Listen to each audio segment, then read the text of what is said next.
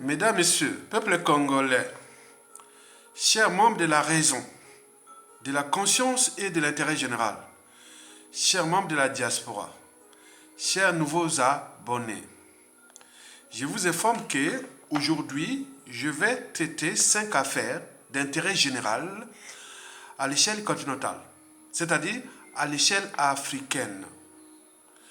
La première affaire concerne le président actuel de la RDC, Félix Tshisekedi, et le fils grand voleur du dictateur congolais de Brazzaville, Christelle Sassou Nguesso.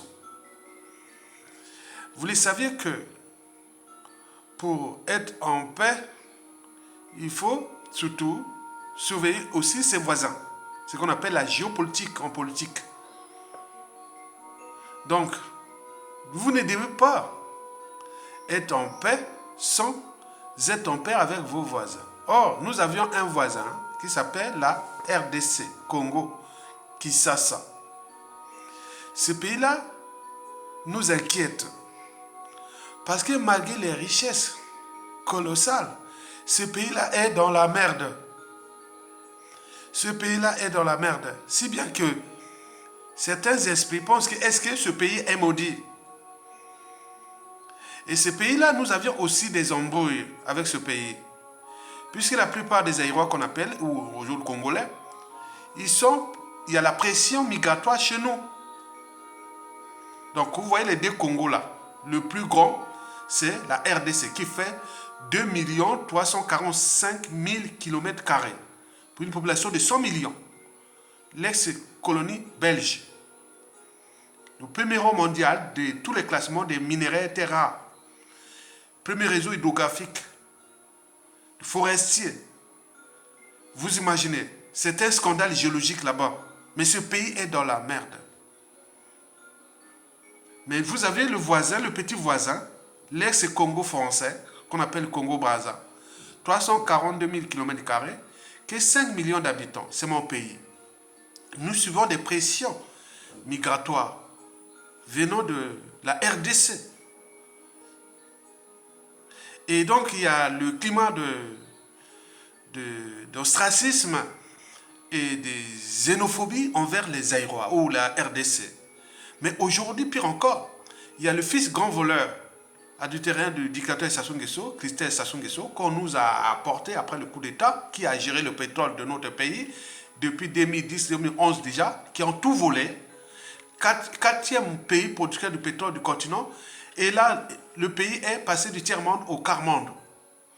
Et là, il y a les projets de succession par la dynastie. Donc, les Aïrois deviennent le problème. Et nous, quand on essaie un peu de traiter ce problème géopolitique pour que ce pays-là s'en sorte, pour que nous, on ne soit pas envahis par les Aïrois et apporter ce fils grand voleur-là, on dit, oui, si Denis Sassou Nguesso prend le pouvoir au Congo-Brazzaville, ce pays-là sera maudit à vie. Regardez déjà ce qui se passe en RDC. En plus, avec le gars là qui vient ici, il est en train de répondre de grands remplacements. Déjà au niveau de l'entreprise pétrolière, au niveau de son administration, etc., etc. Et combien de fois quand il sera au pouvoir? Et donc ça nous inquiète, et donc ça crée des climats d'ostracisme, de xénophobie envers les Aïrois. C'est celui qui vous parle là, à tout instant, peut être au haut niveau du pays. Soit ministre de l'Intérieur, ministre de l'Éducation nationale, enseignement supérieur et la recherche, ministre des eaux et forêts, économie forestière et compagnie. On peut avoir tout. Je suis capable de tout là-bas. Ils savent très bien. Donc, je suis bien placé pour en parler. Que quand j'ai parlé de la situation de Félix Tshisekedi, que son pouvoir est à la fin, ce qui va se passer d'ici la fin de l'année, au regard de ses embrouilles avec déjà ses parrains, qu'il avait placés au pouvoir en 2018. Et n'oublions pas les embrouilles avec le peuple, la situation est catastrophique, il n'a pas de bilan. Et ce qui se dessine là, vous avez vu quand même l'Union européenne soudée pour aller soutenir les présidentielles de décembre 2023 au RDC. Donc ça sent quoi? Ça sent mauvais. Celui qui paye a le pouvoir. Donc ce pays-là, l'Union européenne comprend que, ah tiens, si on perd ce pays-là, Nous, l'Occident, on perd aussi le rang mondial. Donc, ils sont là. Donc, vous voyez ces enjeux-là. Maintenant, quand c'est ça, les conséquences, c'est nous, le Congo-Brazzaville, quand on va en souffrir. Parce qu'il y a une pression migratoire. Donc, on sait un peu d'analyser ça. J'ai vu des individus de la RDC venir m'insulter. Je vous dis, c'est grave. Occupez-vous des Congo-Brazzaville. Oui, mais prenez déjà. Ça, vous avez expliqué en 2013-2014, opération Batamakolo.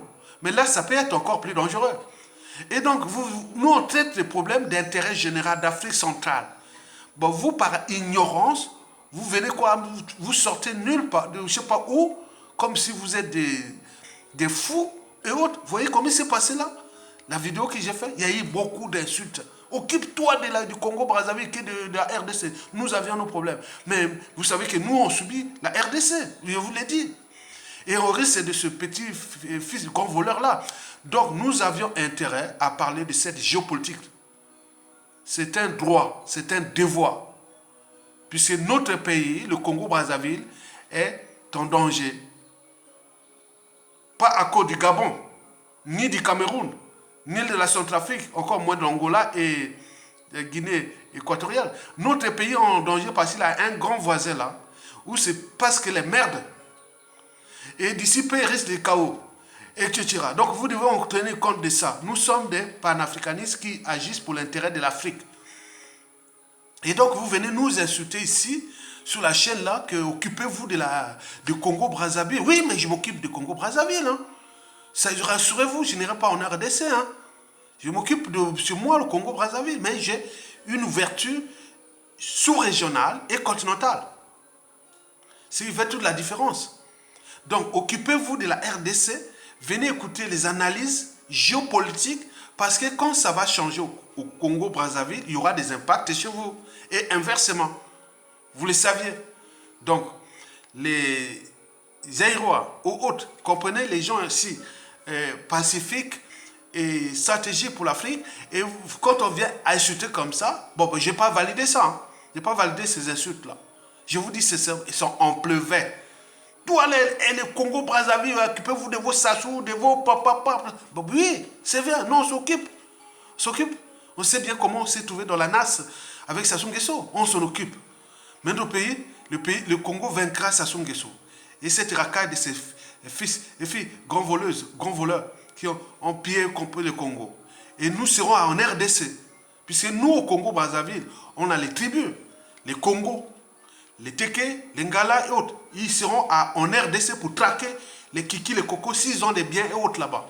Nous serons là. Nous payerons les moyens pour aller traquer leurs biens là-bas. Vous le savez très bien. Donc, ils ne seront pas en paix en RDC. Certainement pas. Combien de fois ailleurs dans le monde. Donc, vous comprenez, on travaille pour ça. Mesdames, messieurs, peuple congolais. Voilà pour cette première affaire qui m'a ému parce que vous voyez les insultes, quand on voit les sujets panafricanistes que je traite de la RDC, de l'Afrique et autres, quand on voit une horde d'ignorants qui viennent comme s'ils voient qui sort d'où, qui est ce Congolais et autres. Moi, je suis bantou, je suis Congolais, 100%. Et donc, moi, je traite les problèmes d'Afrique centrale parce que c'est chez moi. Je traite les problèmes d'Afrique, c'est parce que c'est mon continent. Alors, vous parlez d'Europe, vous parlez d'Occident, vous parlez d'Asie, vous parlez de ça. Est-ce que c'est votre continent? Soyez pas, il ne faut pas mourir bête aussi. Il faut savoir là où il y a les gens qui sont pour l'intérêt général. Mesdames, messieurs, peuple congolais, chers membres de la diaspora, chers membres de la raison, de la conscience et de l'intérêt général, chers nouveaux abonnés, je vais traiter la deuxième affaire. La deuxième affaire concerne Macky Sall et l'opposant Ousmane Sonko. Ce qui venait de se passer là, qui se passe en ce moment, a trois significations. Retenez bien, trois significations. La première signification est d'ordre esclavagiste, colonialiste et néocolonial. Pour ceux qui ont étudié l'histoire, Anta Diop pourra aussi vous l'expliquer, il a expliqué ça plusieurs fois. Les comptes maîtres. Macky Sall est dans la signification des comptes maîtres. C'est noir qu'on mettait pour fouetter leurs frères et sœurs, Vous les savez, les comptes maîtres. Même partout. Quand on voyait même dans les administrations françaises ou autres, quand on dit, ah tu arrives, tu vois un noir. Oh là là, c'est raté. Les gens ont envie de voir un blanc. Mais parce que quand tu vois un noir, ça y est, c'est raté, c'est raté. Il a l'esprit, quand maintenant on ne l'a pas placé, le noir là, dans une administration française ou comprenez, parfois on dit oui, c'est comme ça. L'esprit là n'a pas changé. C'est-à-dire, ça c'est la signification esclavagiste, compte maître. Macky Sall est un indigène, esclave qui s'est transformé en compte maître. Observez toute l'histoire de l'esclavage, de la colonisation, etc. Vous voyez Ali de Gorée, vous avez toute l'histoire. Macky Sall est égal, voilà, c'est tout. Il n'y a pas à chercher midi à 14 ans. La deuxième signification est d'ordre Force Afrique. Vous savez que dans la vie, quand vous avez un enfant qui est intelligent ou qui est bien, mais quand il commence à fréquenter les gens mauvais, qui sont idiots, pas idiots, on peut dire, bon, genre, on dit, bon, il ne faut pas aller là-bas, c'est la meilleure mauvaise fréquentation. Si vous allez là-bas, oui, il y a des parents ou autres, on dit, non, tu ne vas pas là-bas. Voilà, mauvaise fréquentation. Dans l'enjeu France-Afrique, Macky Sall a eu des mauvaises fréquentations. Qui Denis Sassou Nguesso, qui est aujourd'hui le dictateur, pas dictateur, le neurotropical, l'orgue des bords de l'aliment, qui a le capital d'essai le plus élevé de tous les dictateurs africains encore en exercice, ou historiquement. Quelqu'un qui n'a passé que sa vie à créer de l'injustice, l'oppression, la barbarie, les crimes, les génocides et autres. Il est protégé parce que la France a le droit de veto au niveau du Conseil des sécurités. Et que Sassou est la pièce maîtresse de la Force Afrique. Donc Macky Sall était souvent à Oyo. Ils étaient ensemble comme ça. Vous avez vu partout. Au sommet de l'Union des dictateurs qu'on appelle l'Union africaine. Il est allé à Oyo et autres. J'ai dit ça hier. C'est pas possible. Tous ceux qui sont allés chez Sassou, qui sourient avec Sassou. J'ai dit c'est fini. Je l'ai fait. Observez vous-même. La vidéo que j'ai faite il y a 1 an et demi, 2 ans. 2 ans. J'avais dit que Macky Sall, avec ses fréquentations avec Sassou Nguesso, il va mettre le Sénégal à feu et à sang.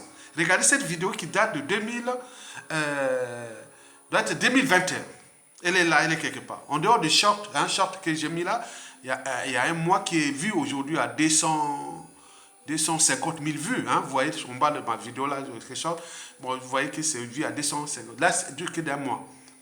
Mais l'autre qui avait parlé là, c'est passé inaperçu. Il y a eu 2 000 à 3 000 vues. J'en ai parlé, j'ai détaillé pourquoi et comment le Sénégal sera à feu et à sang. Mais comme les gens sont bornés parfois que sur les médias de leur pays ou autres, mais nous, surtout au Congo, bon ben, on est un peu, voilà. Donc, on est des éclaireurs, on est là, on est avertis. La désertification là est très importante. Regardez d'abord Sassou Nguesso. 2015, il fait hold-up constitutionnel.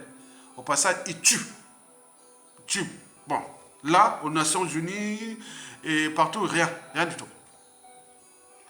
2016, hold-up électoral. Il est en prison, le président élu, Jean-Marie Michel Mokoko, qui est toujours en prison. Et au passage, il fait un terrorisme d'État dans le pool. Il tue plus de 3000 Congolais.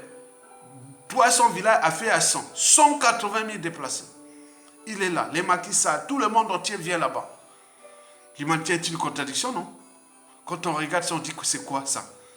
Qui vous demandez? C'est pas nos coutumes n'étaient pas comme ça. On ne pouvait pas tuer les gens comme ça. Regardez toute l'Afrique, l'histoire d'Afrique. Il n'y avait pas ça. Sauf si on était envahi, les autres, mais il n'y avait pas ça. Comment on peut tuer les gens comme ça? On est là en train de... C'est quel ADN? C'est l'ADN occidental. La mort ne sert à rien. Au moment où les intérêts, les jeux là, on s'en fout. Observez-vous même en 2021, pendant les présidentielles, il avait tué Guy Brice Parfait Kolela, paix à son âme. Le corps traîné dans un avion, un cercueil volant, de Brazzaville à Djamena, Djamena à Alger et atterri au Bourget. Et l'affaire est close. Et voilà. Donc, la désertification là est très importante. Denis Sassou Nguesso a entraîné, conditionné et mis sous emprise d'ailleurs, Macky Sall, sous ordre de France-Afrique. Ce qui fait qu'il est l'empereur. On l'appelle l'empereur. Donc il donne des tuyaux, celui qui les conseille, je ne sais pas si grand frère ou autre, comme je ne sais pas. Vous imaginez, quand vous voyez là, vous êtes en danger. Cette désertification-là est France-Afrique. Sassou Nguesso est le messager. C'est pourquoi là où ça passe sur l'ensemble du continent, il est toujours envoyé là-bas en éclaireur. Nous, on avait des manifestations ici en France contre les dictateurs ou des réunions dans le Sahel. Il y a toujours des gens là, il est toujours là. Même n'importe quelle association, on voit sur les photos, il est toujours là. Mais qu'est-ce qu'il va faire là-bas? Parfois, sans intérêt, il est toujours là-bas. Quand tu es servi, c'est quand tu es quoi? Moi, parfois, je demande, je les veux partout. Même une association de merde, il est là. Mais c'est dit opposant autre. Mais Macky Sall, c'est pareil. Il s'est dit, bon, il est pour l'Afrique, mais rien du tout. Donc, Sassou Nguesso est partout, partout. Voyez tout ce qui est là, il est partout, partout. Parce que c'est un messager de la France-Afrique. Tant que la France-Afrique ne l'a pas lâché, il est là. Et ce pays-là, comme notre pays, est détruit. Et les conseils qu'il donne à l'Afrique sont mauvais. Et donc, on voit la suite. Donc, la troisième signification est surtout de l'ordre mondial actuel ou du contexte actuel où les Africains ont tout compris et que la France, qui avait tout à gagner après la décolonisation, n'a pas su se décoloniser de l'Afrique et garder la langue, les stratégies économiques et autres. Non, il a gardé tous les piliers du néocolonialisme. On voit bien ce que ça a donné. Tout a changé, l'Afrique est en train de changer. Beaucoup de choses là, surtout l'image de la France. Le Sénégal qui était vendu comme, soi-disant, la vitrine de la démocratie francophone. Mais là, regardez là, c'est mis à zéro. Donc la France-Afrique vient de montrer ses limites. Regardez ce qui se passe au monde anglophone. Venez ce qui venait de se passer au Nigeria. Regardez bien. Regardez partout. L'Afrique anglophone. L'isophone. Regardez la France. Mais c'est quoi cet homme? Donc l'ordre mondial, qui est la France, continue encore à perpétuer. Parce que, attendez, premier ordre mondial, 1845, 1884, 1885. Cet ordre mondial s'est achevé à la fin de la Deuxième Guerre mondiale. Et puis le deuxième ordre mondial, celui de 1945 à 1989, à la fin du mur de Berlin, la chute de la guerre froide. Mais là, l'avènement de la France-Afrique. Et puis le troisième ordre mondial, qui est d'actualité, c'est-à-dire depuis la chute du mur de Berlin, la guerre froide, là, on est arrivé là à l'apogée. On est à la fin. Le premier ordre mondial était 100% Occident. Et le deuxième ordre mondial, il y avait l'équilibre, à cause de l'Union soviétique et autres. Le troisième ordre mondial, là, il y a eu ce qu'on appelle le monde unipolaire, là où l'Occident était, voilà. On en a vu progressivement. 1991, 92, 93, jusqu'en 2010, ça montait. Maintenant, là, l'arrivée de la Chine, le retour de la Russie, le BRICS, les points, le monde a tout compris. Là, aux abois. Donc la France, l'Afrique, devient le mouton noir de l'ordre mondial actuel qui est à l'apogée. Parce que ce qui se passe, le Sénégal, c'est la vitrine de l'Afrique. Donc ce qui se passe là, opposons. Macky Sall a voulu appliquer ce qu'il a fait à Jean-Marie Michel Mokoko et à Guy Parfait Kolela, combien d'autres. On a vu Macky Sall dans les cimetières de Sassou Nguesso à Oyo là-bas, chez lui là-bas. Qu'on dit, mais c'est pas possible, un président du Sénégal. Vous voyez comment un président d'un pays va au cimetière, il n'y a que les Africains, c'est quoi? Bon, on a tout mélangé, sorcellerie, mysticisme et autres, africains, voilà. Non, c'est pas ça. La France va tirer une balle sur voilà. Macky Sall est en danger, il va diriger encore quoi? Il a tué 9 Sénégalais, il va encore tuer. D'ici la veille, il va faire quoi? Il va la faire. Attends, c'est pas possible. Donc, vous venez de comprendre, à partir de ces trois significations-là, que l'empire néocolonial français est pont de l'eau. Et que si la France perd le Sénégal, la suite pour la Côte d'Ivoire sera sans bavure. Et la France quitte l'Afrique de l'Ouest. avec toutes ces conséquences de déclassement de la France.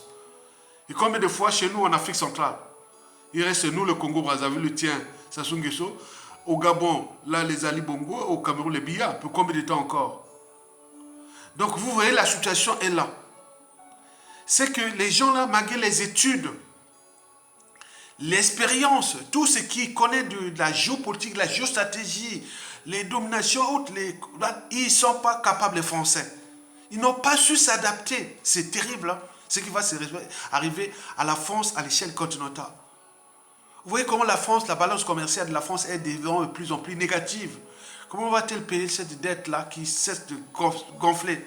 Alors qu'il y avait les francs CFA qui va être peut-être, il y a beaucoup de choses qui vont se passer. La France est en difficulté. Donc il va utiliser les moyens sclérates, mais ces moyens-là vont être des détonateurs. Je vous dis que si la France perd le Sénégal, ipso facto, elle va perdre la Côte d'Ivoire. Elle va perdre la Côte d'Ivoire. Et la Côte d'Ivoire, elle bascule. L'Afrique centrale, voilà. Donc c'est un processus. C'est un cheminement. Ce n'est pas à cause de nous, Africains. Non. C'est à cause de leur propre doctrine néocoloniale, raciste, esclavagiste et autres. N'a pas compris qu'il y a eu décolonisation depuis la fin de la Deuxième Guerre mondiale. Donc nous vivons ces situations qui sont là, que chacun de nous doit nourrir le débat. Donc ce qui vient de se passer, qui va se passer au Sénégal, doit éveiller les consciences africaines. C'est un peuple courageux qui est en train de lutter tout seul. Et là, l'Union africaine qui est sous ordre occidental et l'ordre mondial, et là, comme ils regardent, voilà, ils préfèrent aller attaquer les manifestations et les autres. Et vous avez vu ça, c'est malheureux. Et donc, nous sommes là en train de vivre quelque chose de nouveau. Parce que ce peuple-là ne lâchera pas. Et Macky Sall, qu'on a dit qu'il y a un bateau qui est soutenu. Vous voyez le palais présidentiel du Sénégal, là. La nuit, il y a une petite fenêtre, il y a un bateau derrière. On dit le bateau là, la nuit là, il y avait le bateau qui est là, petit bateau, peut-être on voulait l'exfiltrer pour la ramener à Paris. Voilà, il va devenir un simple immigré. Et voilà, après avoir massacré, tué les Sénégalais, c'est un peu rancunieux. Ce qui sait bien que tu as tué là. Alors, là, toi, Macky Sall et la famille haute, vous êtes grillés pour l'éternité. C'est fini. Vous allez diriger encore quoi? Donc, il faut que ce pays rentre dans une transition pour préparer dignement les présidentielles. À défaut, c'est les chaos, et c'est Macky Sall et la force africaine qui vont perdre. Parce que ce peuple n'a plus rien à perdre. Vous avez tout compris? Très bien. Mesdames, Messieurs, peuple congolais, chers membres de la raison et de la conscience et de l'intérêt général, la troisième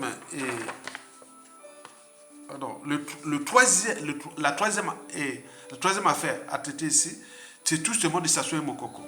On nous a signalé que Sassou Nguesso veut envoyer Mokoko à la morgue. On regarde les bouleversements en cours. Peut-être qu'ils ont décidé, peut-être il y a risque de chamboulement, parce qu'il y a risque de chamboulement en RDC d'ici la fin de l'année, au début de l'année prochaine, ce que j'ai parlé. Là-bas, c'est parti pour virer, comment on appelle, Félix Tshisekedi. D'où l'injonction, les injonctions de l'Union européenne pour soutenir soit dire le présidentiel. Ils ne peuvent pas financer plein de choses, mais là, pour le présidentiel, ils vont financer parce qu'ils veulent contrôler celui qui va peut-être gagner. On parle de peut-être retour de Fayoulou, on parle peut-être de Denis Mukwege et tout compagnie qui vont arriver. Donc lui, c'est peut-être, on nous signale que c'est celui qui est choisi, Denis Mukwege, pour remplacer Félix Tshisekedi. À défaut, ça sera celui qui va gagner, peut-être Fayoulou. Donc il y a trop d'enjeux là. Donc on va imposer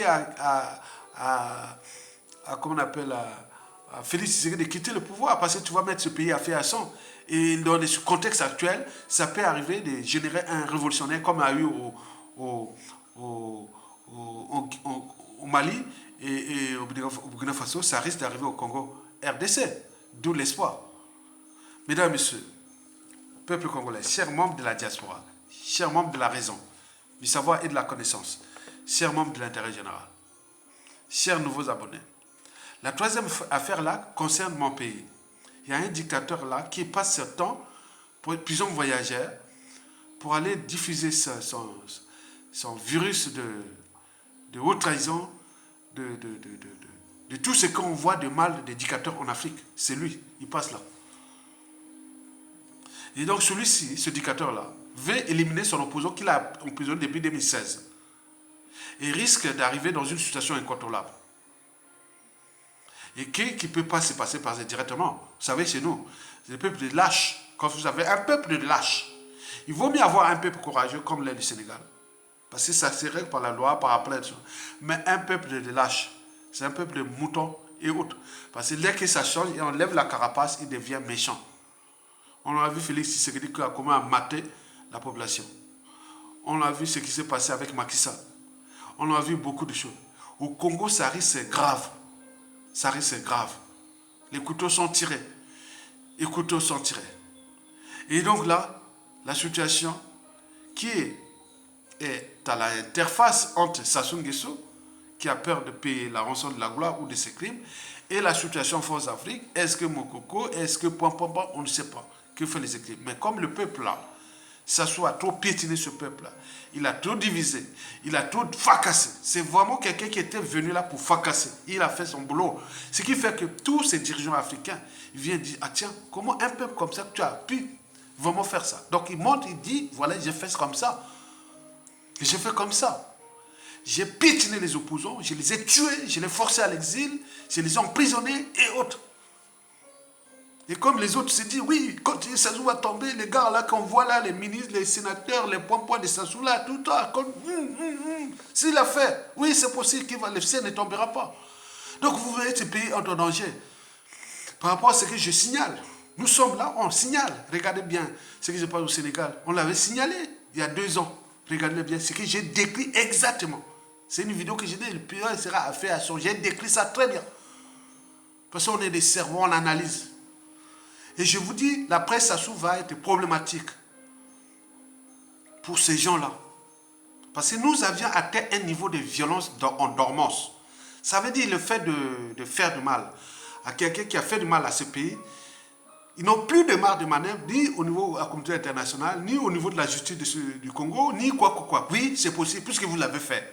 On demande certes les solutions, mais ils sont là, sous emprise du dictateur, ou non, du criminel qui est là, qui fait, maintenant, comme tout a un début et une fin, mais voilà. Donc ce sont des processus qui vont se terminer peut-être très mal, ou dans les chaos au Congo-Brazzaville, ou des problèmes d'instabilité, ou beaucoup de choses se préparent dans ce pays. C'est l'ADN Force Afrique, qu'on en voit partout à l'échelle continentale. Donc, la situation de Mokoko nous préoccupe. Parce que le 16 juin 2023, il va fêter les 7 ans en prison pour rien. Et n'oublions pas d'autres prisonniers politiques comme le ministre André Okomi Salissa. Vous imaginez qu'on vient emprisonner les uns les autres gratuitement comme ça. Et que vous avez le monopole de ça. Non, certainement pas. Certainement pas. Ce que vous avez fait là, sur le plan administratif, institutionnel, politique, social, etc., ça va revenir sur vous-même. Ce que je vous dis. Mesdames, Messieurs, peuple congolais, chers membres de la diaspora, chers membres de la raison, de l'intérêt général et chers nouveaux abonnés. La 4e et avant-dernière affaire concerne des apparatchiks du régime. Le premier, c'est Pierre Ngolo, qui est le président du Sénat. Je ne sais pas quel Sénat, qu'est-ce que ça sert le Sénat aujourd'hui, qu'est-ce que ça sert, les lois, les règlements, ça sert à quoi? Rien du tout. Il est président, il gagne des sous, voilà. Et l'ancien ministre, et aussi, je ne sais pas qui c'est là, voilà, il s'appelle Atipo Akwala. Bon, vous voyez comment il a salué, il dit bonjour, il se courbe. Donc ça a choqué plein de gens. Mais attends, Akwala, tu te soumets à Pierre Ngolo, pourquoi? Parce que vous êtes des téqués ou quoi? C'est des téqués. C'est indigne. Vous savez, dans la vie, hein, Atipo, dans la vie, lorsque vous avez tout gagné ou perdu, il faut toujours avoir à l'esprit comment protéger la raison. Il faut la protéger, défendre la raison. La raison fait de vous un homme, un humain et autres. 2, il faut savoir protéger son esprit, les principes et valeurs. Non, je ne peux pas faire ça. Non, sur mes principes, je ne peux pas. Voilà. C'est ça. 3, sa liberté. C'est la liberté. 4, sa dignité. La liberté et la dignité sont les deux premiers droits de l'humain. Si vous êtes privé de liberté et de dignité, vous êtes traité d'indigène, de sujet et d'esclave. Les citoyens défendent sa liberté et sa dignité. Or que vous couvez derrière Pierre Ngolo comme ça. Mais qui mérite? Nous avions des informations sur lui, ce qui s'est passé au Canada. Par exemple, on en a tué les gens là-bas. Il doit être mêlé dans une affaire d'assassinat, non? Pierre Ngolo. Je vous dis, non, on écoute tout. Hein. Il y a des gens qui vous attendent, au moment où vous allez tomber. On a dit que Pierre Ngolo, moi j'ai dit, non, mais c'est pas vrai. Il y a une affaire qui est passée au Canada, où Pierre Ngolo est mêlé là, dans cette affaire-là. Mais les gens, les victimes, là, les réseaux là, ils vous attendent à la suite des Sassou. Hein. Ah ben oui. Je sais pas ce qui s'est passé, mais...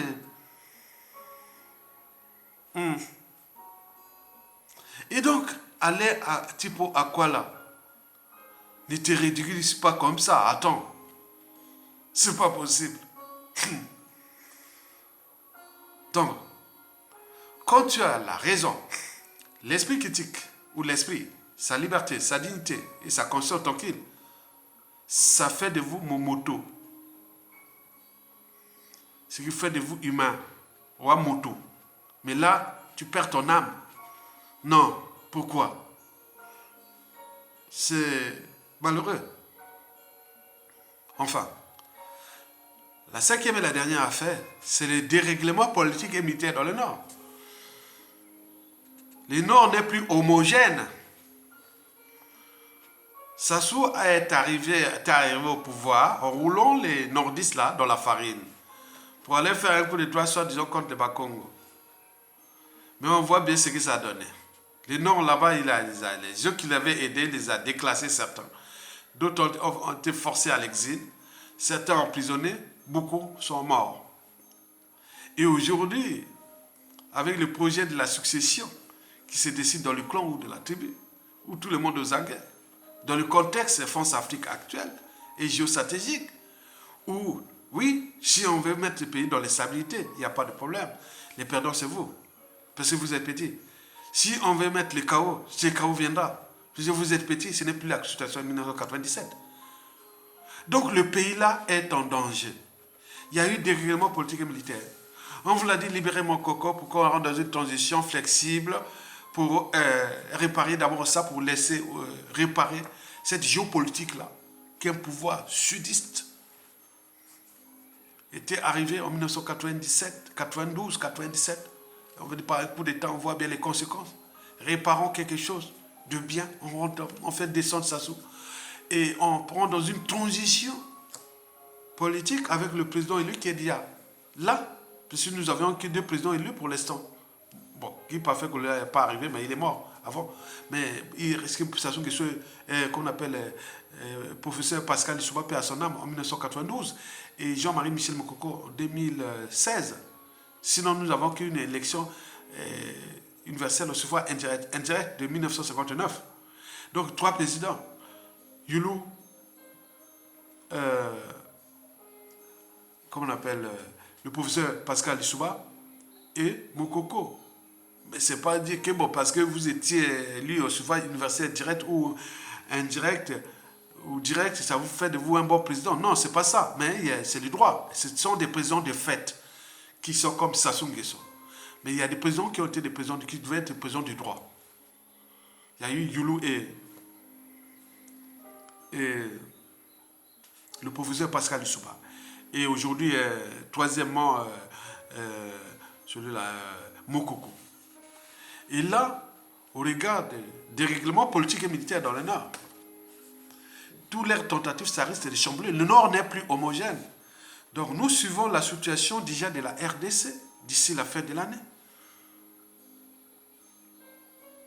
Au début de l'année prochaine, puisque nous, la situation, la chute de Sassou va arriver par le chaos qui sera dans tout ce qui peut arriver. Puisque le peuple là, il n'y a plus d'initiative militaire où les gens disent non à Sassou Nguesso, on prend les responsabilités, on le dégage, voilà. Donc non, là, il n'y a plus. Donc on va là pour laisser mourir au pouvoir.